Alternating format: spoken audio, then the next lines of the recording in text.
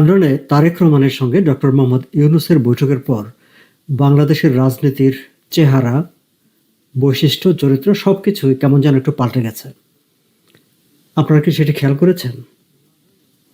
আচ্ছা, আপনাদের চোখে কি কি পরিবর্তন ধরা পড়েছে বলুন তো দেখি।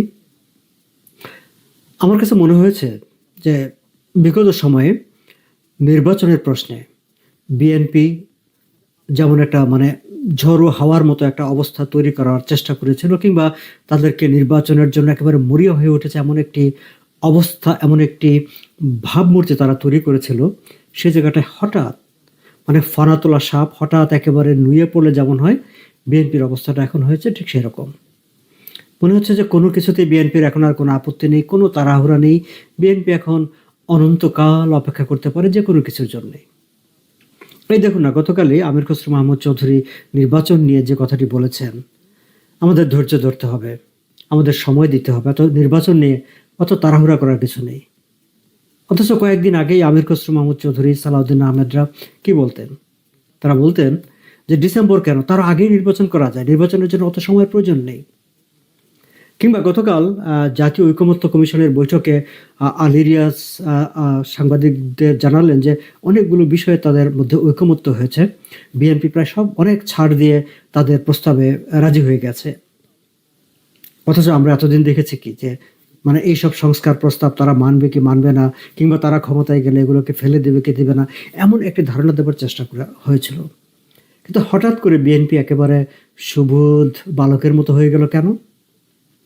আবার আমরা দেখি কি যে এই সরকারের ডক্টর মোহাম্মদ ইউনূসের যে রাজনৈতিক দলটি এনসিপি, তারা আবার সরকারের বিরুদ্ধে কথাবার্তা বলতে শুরু করেছে, সরকারের নিরপেক্ষতা নিয়ে প্রশ্ন তুলতে শুরু করেছে। এমনকি জামাতে ইসলামীও সরকারের নিরপেক্ষতা নিয়ে প্রশ্ন তুলতে শুরু করেছে। ফলে কেমন জানি রাজনীতির চাকাটা একেবারে পুরো উল্টাপাল্টা 69 উল্টো হয়ে গেছে আর কি। কেন এমন হলো? এই সব কিছু কি আসলে রাজনীতির চরিত্র, রাজনীতির চালচিত্র বাংলাদেশের, নাকি কোনো পাতানো খেলা? দর্শক, আপনাদের কি মনে হয়?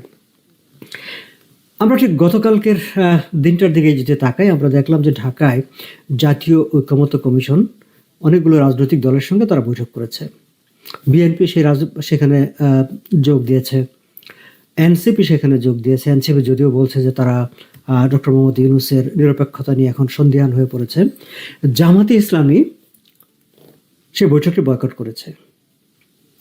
তারা কেন বয়কট করেছে কোনো ঘোষণা দেয়নি, ঘোষণা না দিয়ে তারা বয়কট করেছে। কিন্তু পরবর্তীতে সাংবাদিকদের সঙ্গে যখন কথা বলেন, তখন বিএনপি জামাতে ইসলামীর প্রতিনিধিত্বকারী জয়েন্ট সেক্রেটারি, সহ সেক্রেটারি জেনারেল হামিদুর রহমান আজাদ, তারা বলেছেন যে ইন প্রটেস্ট তারা এই বয়কটটি করেছেন।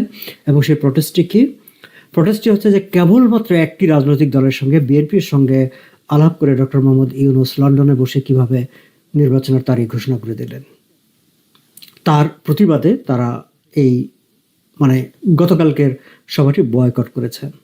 হামিদুর রহমান আজাদ অবশ্য জানাননি যে তারা এটি এই যে বয়কট করেছেন, তারা আবার কখন ফিরে যাবেন, আদৌ ফিরে যাবেন কিনা। তবে ঢাকার জাতীয় দৈনিক সমকাল তারা নাম প্রকাশে অনিচ্ছুক জামাত নেতাদের সঙ্গে কথাবার্তা বলে তারা বলছে যে এটি হচ্ছে একটা টোকেন প্রোটেস্ট।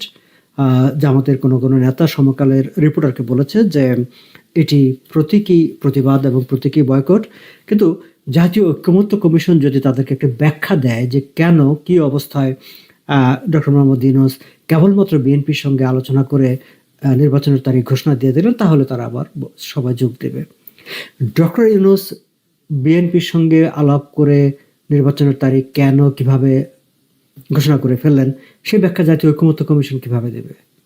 জামাত জাতীয় ঐকমত্য কমিশনের কাছেই বা কেন বা কিভাবে এই ব্যাখ্যা চাইবে? এটি তো ডক্টর মোহাম্মদ ইউনূসের এখতিয়ার, প্রধান উপদেষ্টার এখতিয়ার। সো এইসব জায়গাগুলোতে কোথাও একটা ফাঁক ফোকর আছে। মজার ব্যাপার হচ্ছে বিএনপি এনসিপি যেই সময়টায় যেই দিন জাতীয় ঐকমত্য কমিশনের সঙ্গে সভা করছে যে সংস্কারের প্রশ্নে, সংস্কারের বিভিন্ন প্রস্তাবনা নিয়ে কোনগুলো তারা মানবে, কোনগুলো মানবে না, জামাতে ইসলামী সেটি বয়কট করে তারা গিয়েছে ঢাকায় মার্কিন দূতাবাসের যে রাজনৈতিক শাখা প্রধানের সঙ্গে তারা একটি বৈঠক করেছেন। শাখা প্রধান মিস্টার ম্যাথিউ বের সঙ্গে সে বৈঠকে সে বৈঠক সম্পর্কে জামাতে ইসলামী নিজেরাই সংবাদ বিজ্ঞপ্তি দিয়ে আবার সেটি সবাইকে জানিয়েছে। যুক্তরাষ্ট্র দূতাবাসের পক্ষ থেকে আদৌ তেমন কিছু বলা হয়েছে কিনা সেটি আমি খুঁজে পাইনি বা আমি জানিনি, তবে জামাতের প্রেস রিলিজের বরাতে ঢাকার বিভিন্ন পত্রপত্রিকায় এই বৈঠকটির খবর ছেপেছে এবং সে খবরে তারা বলা হয়েছে যে জামাতে ইসলামী যুক্তরাষ্ট্র দূতাবাসের যে রাজনৈতিক শাখা প্রধান তার সঙ্গে বৈঠকে দলের অভ্যন্তরে গণতন্ত্র চর্চা, দলীয় সিদ্ধান্ত গ্রহণের স্বচ্ছতা, নারী ও সংখ্যালঘু সম্প্রদায়ের অধিকার, এইসব বিষয় নিয়ে তারা তাদের অবস্থান ব্যাখ্যা করেছে। আমরা জানি যে জামাতে ইসলামীকে নিয়ে পশ্চিমা দেশগুলোতে নানা রকম প্রশ্ন আছে, নানা রকম সংশয় আছে, সন্দেহ আছে। আবার জামাতে ইসলামের মতো উগ্রপন্থী কিংবা ইসলামপন্থী রাজনৈতিক দলগুলোকে বিভিন্ন দেশে পশ্চিমারা তাদের স্বার্থ হাসিলের জন্য সহজে ব্যবহার করতে পারে বা করে। বাংলাদেশেও আওয়ামী লীগ শাসনের যে অবসান ঘটেছে বা শেখ হাসিনা সরকারের যে পতন ঘটেছে, সেই পতনের আন্দোলনে জামাতে ইসলামী এবং এনসিপি তাদের গুরুত্বপূর্ণ ভূমিকা ছিল, বিএনপির গুরুত্বপূর্ণ ভূমিকা ছিল। বলা হয়ে থাকে যে গত বছরের জুলাই আগস্ট মাসে যে আন্দোলনটি হয়েছে, যে আন্দোলনের মাধ্যমে শেখ হাসিনা এবং আওয়ামী লীগের পতন ঘটেছে, সেটি আসলে জামাত ইসলামের পরিকল্পিত বিভিন্ন উপায় বা কর্মসূচির মাধ্যমেই ঘটেছে এবং এটি 1971 সালের যে মুক্তিযুদ্ধ, সেই মুক্তিযুদ্ধের একটি কাউন্টার রেভলিউশন কিংবা মুক্তিযুদ্ধের প্রতি বিপ্লব। এবং আমরা দেখেছি যে 5ই আগস্টের পর থেকে ক্ষমতার বলয়ে জামাতে ইসলামের প্রভাব প্রতিপত্তি সেটিকে আমরা সবসময় দেখেছি এবং সাধারণ মানুষের ধারণা ছিল যে সরকারের সবচেয়ে নিয়ন্ত্রক হচ্ছে জামাতে ইসলামী। এবং আগাগোড়া জামাতে ইসলামী এবং এনসিপিকে নির্বাচনের ব্যাপারে খুবই উদাসীন থাকতে দেখা গেছে এবং বিএনপি যখন নির্বাচন নিয়ে একেবারে তোলপাড় করতে শুরু করেছে তখন জামাতে ইসলামী নির্বাচন নিয়ে কথা বলেছে। বাট ইন রিয়েলিটি এনসিপি কিংবা জামাতে ইসলামী তাদের নির্বাচন নিয়ে খুব বেশি তাড়াহুড়া নেই। তাড়াহুড়াটা ছিল বিএনপির, কিন্তু বিএনপির সেই তাড়াহুড়াটি আসলে এখন আর কমে গেছে।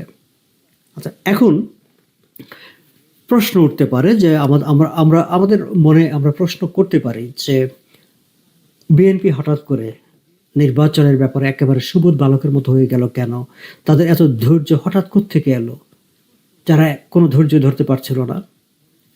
আর জামাতে ইসলামী কিংবা এনসিপি তারা হঠাৎ করে সরকারের নিরপেক্ষতা নিয়ে প্রশ্ন তুলতে শুরু করলো কেন? এই প্রশ্নগুলোর উত্তর খোঁজার জন্য দর্শক আমরা যদি একটু জাস্ট লন্ডনে তারেক রহমান এবং ডক্টর ইউনূসের মধ্যকার যে বৈঠকের পরে যে যে ব্রিফিংটি করা হয়েছে, সেই ব্রিফিংয়ে নির্বাচনের তারিখ প্রশ্নে যে বক্তব্যটি উপস্থাপন করা হয়েছে, সেই জায়গায় লাইন বিটুইন দ্য লাইন একটু দৃষ্টি দেওয়ার জন্য আমি আপনাদেরকে অনুরোধ করব। সেই বিবৃতিতে বা সেই সংবাদ ব্রিফিংয়ে কোথাও কিন্তু নির্দিষ্টভাবে বলা হয়নি, এটা আপনারা জানেন যে ফেব্রুয়ারি মাসে নির্বাচন হবে, সে কথা বলা হয়নি। বলা হয়েছে যে তারেক রহমান ফেব্রুয়ারি মাসে নির্বাচন করার প্রস্তাব দিয়েছেন এবং ডক্টর মোহাম্মদ ইউনূস তাতে সম্মত হয়েছেন, কিন্তু তিনি বলেছেন যদি কিন্তু নানা কিছু যে সংস্কার বিচার এইসব বিষয়ে যথেষ্ট পরিমাণে অগ্রগতি হতে হবে।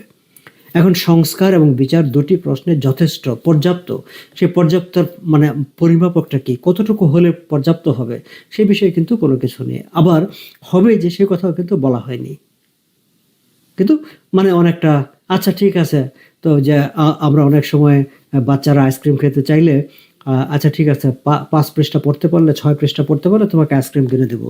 এখন 6 পৃষ্ঠা পড়তে পড়তে বাচ্চা ঘুমিয়ে গেল আর তার আইসক্রিম খাওয়া হলো না। মানে অনেকটা এরকম হয়েছে ডক্টর ইউনূস বিএনপিকে ওই আইসক্রিম খাওয়ানোর প্রবোধ দেওয়ার মতো করে এই হলে এই হবে, সেই হলে সেই হবে, যেটা তিনি আগে বড় সংস্কার, ছোট সংস্কার, মাঝারি সংস্কার, ছোট প্যাকেজ, বড় প্যাকেজ বলে এক ধরনের ধোঁয়াশা তুলে রেখেছিলেন। এখন আমরা জানি যে এনসিপির একটি ঘোষণা আছে যে জুলাই সনদ বাস্তবায়িত না হওয়া পর্যন্ত, ঘোষণা না হওয়া পর্যন্ত নির্বাচন নিয়ে কোনো কথাই বলা যাবে না। এখন ডক্টর মোহাম্মদ ইউনূস বলেছেন যে খুব শীঘ্রই জুলাই মাসে জুলাই সনদ হবে। জুলাই সনদে আসলে কি থাকবে, কি হবে সেটি নিয়ে জনমনে কৌতূহল আছে, সংশয় আছে, ভীতিও আছে। আমরা এখন পর্যন্ত ঠিক পরিষ্কার না, জাতি পরিষ্কার না যে তারা আসলে জুলাই সনদের নামে কি ঘোষণা করতে চাচ্ছে, কি করতে চাচ্ছে বা কি আমাদের সামনে উপস্থাপন করবে।